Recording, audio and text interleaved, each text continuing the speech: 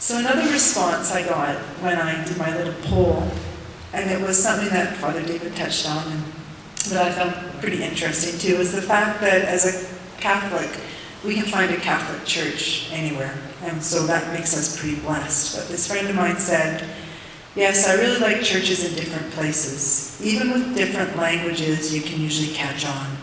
My favorite of all time was the church on the beach in Belize. A stray dog came into and soaked up a little bit of peace with us. The fact that the Catholic Church is worldwide means that we have a place to feel at home anywhere we go. What a blessing. Each church has a slightly different flavor, but it's all the same menu. So our final speaker this evening is Father Cristino. We challenged him, because he wasn't at the meeting when we were talking about this, to come up with a way to help us see that preserving our spiritual life during summer doesn't have to be opposed to having fun. We asked him to be creative, so let's see what he came up with. And would you help me welcome Father Cristino for some summertime fun? Welcome back, summer. It's not hard to understand why this is a favored time of year for so many. With school out, holidaying, time at the lake, barbecues, family and friends, summer naturally provides us with time and usually gorgeous weather for doing the things that we all love.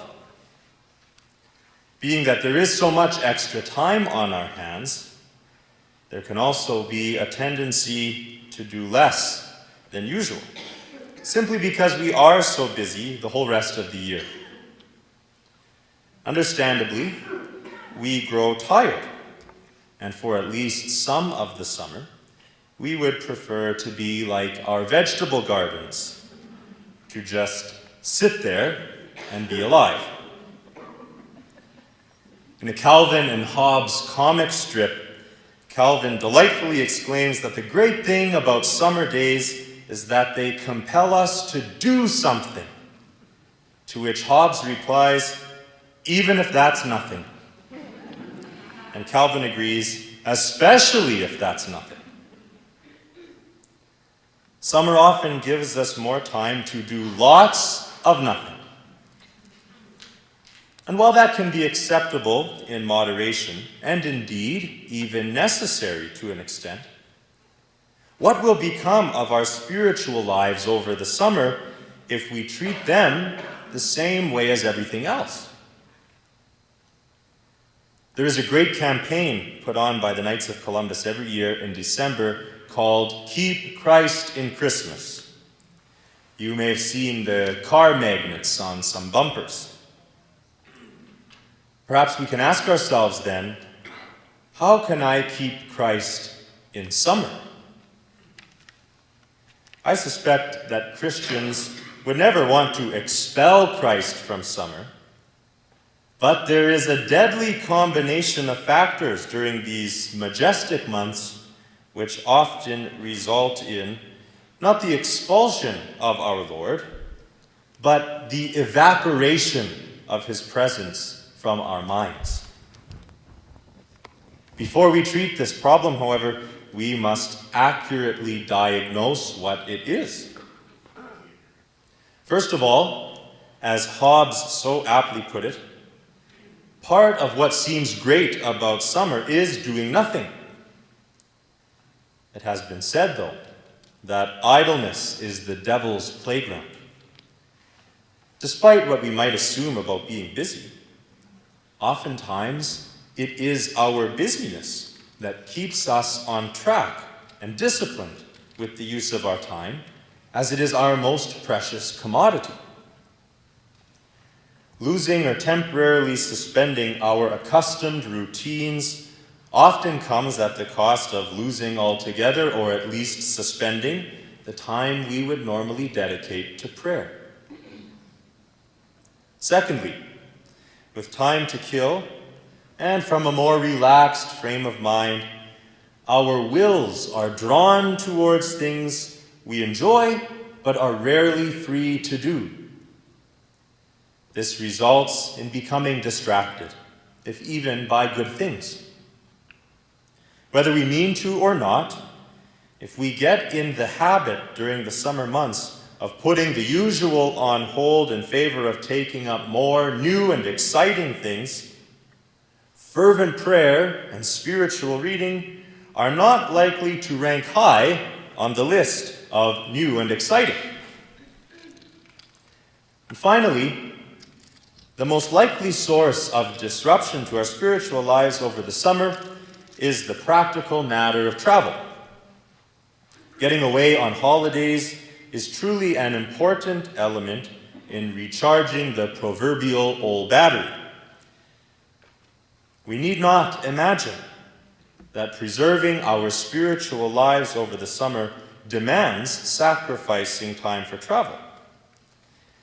That being said, in the same way that we plan destinations, make reservations, and pack our luggage, all in advance, so too must we have a plan in mind before we take off as to how prayer will remain active.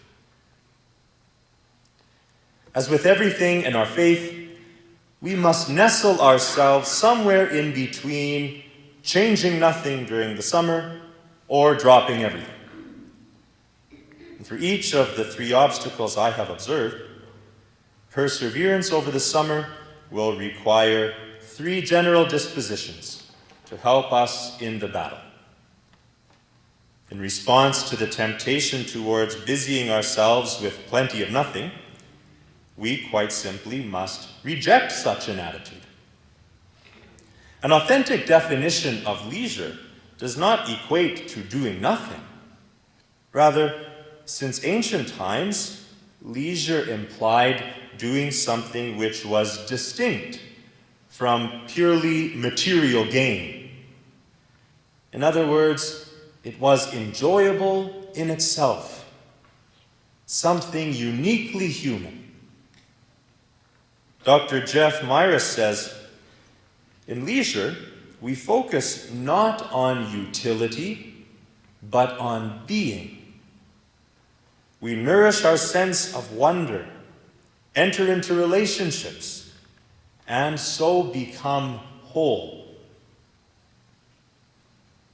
By keeping ourselves busy, though in creative and refreshing ways, we will not succumb to laziness, which is always the last step before abandoning prayer altogether. Now, this is closely related to the second issue of becoming distracted. It may sound like a contradiction to have just recommended finding creative ways to spend leisure time, to now caution against becoming distracted by things we do not normally have time to do. However, it is possible to enjoy the new things which summer has to offer us, while not allowing these things to entirely replace what we normally need to do. The key in this regard is discipline.